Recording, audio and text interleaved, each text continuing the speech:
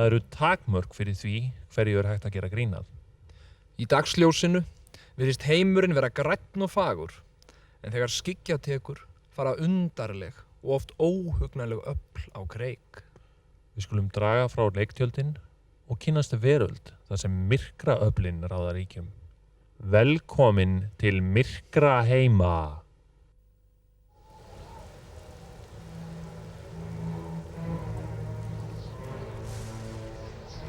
4. nóvember 1711. Nafn mitt Ludvig Sambrey og ég þjónn Lamborghini greifa. Húsbóndi minn hefur sendt mér með áríðandi skilaboð í kastala hins alræmda Dr. Josef Arnheim Grimma. Ég veit ekki hvort ég á afturkvæmdu þessari för, en ég bið til Guðs og held fast talnabandið. Gott kvöld. Ég Gregor, þjónn hins mikla vísindamanns Dr. Arnheims. Hver þú? Nafn mitt Ludvig Sambrey. Ég þarf að hitta... Já, við áttum von á þér. Þú ert blautur. Komdu inn fyrir. Hér hlýtt og notalegt.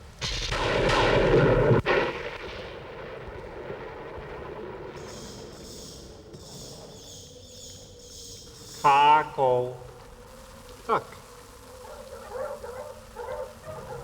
Hundarnir eru órólegir. Hví eru þeir órólegir? Hvað skyldu þeir sjá sem við ekki skynjum?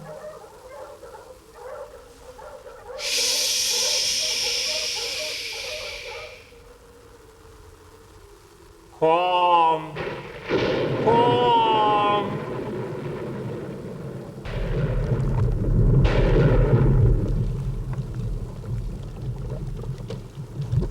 Það kominn gestur, húsbóndi minn. Gestur! Komdu sæll. Ég heiti... Ég veit allt þig, fortíð þína og framtíð. Þegar ég horfi í brjálæðislega augu doktorsins, skynja ég kristaltært andartak einar algjöru sturlunar. Það eins og að standa augliti til auglitis við vitfinninguna sjálfa. Stundin upprunnin, Gregor. Tunglið fullt og senn slær klukkan 12.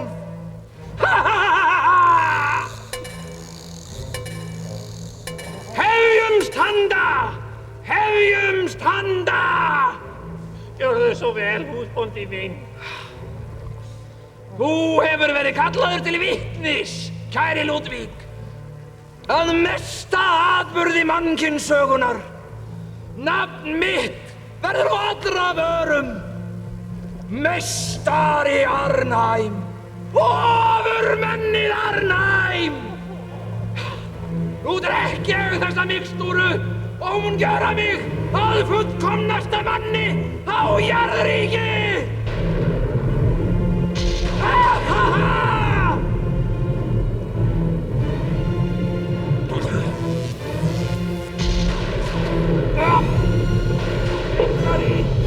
Meistari!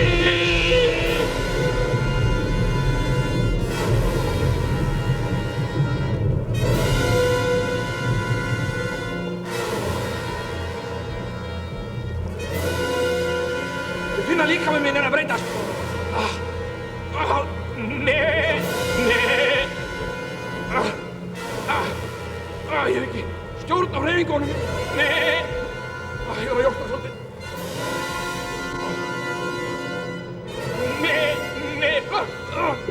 Meistari! Ég sveri við Guð og Maríu mey að þetta óhugnanlegasti atburður sem ég hef séð á ævi minni. Eitthvað hafi greinilega farið úrskeiðis. Meistari!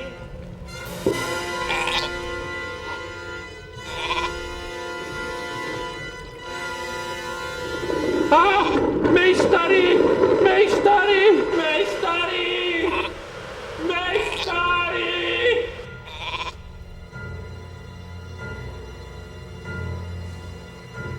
Dr. Arnheim hvarf þessa nótt, en eftir þetta byrjuðu óhugnanlegir atburðir eiga sér stað í sveitunum í kring.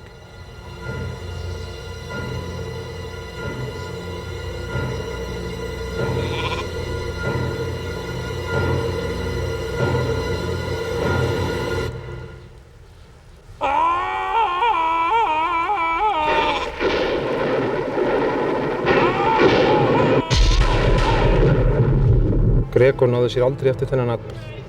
Árum saman þvældist hann sveitirnar og leitaði húsbónda síns. Þessi reynsla kenndi mér að maður ögrar ekki skapara sínum og við verðum öll að mæta örlögum okkar. Þetta var Tvíhöfði.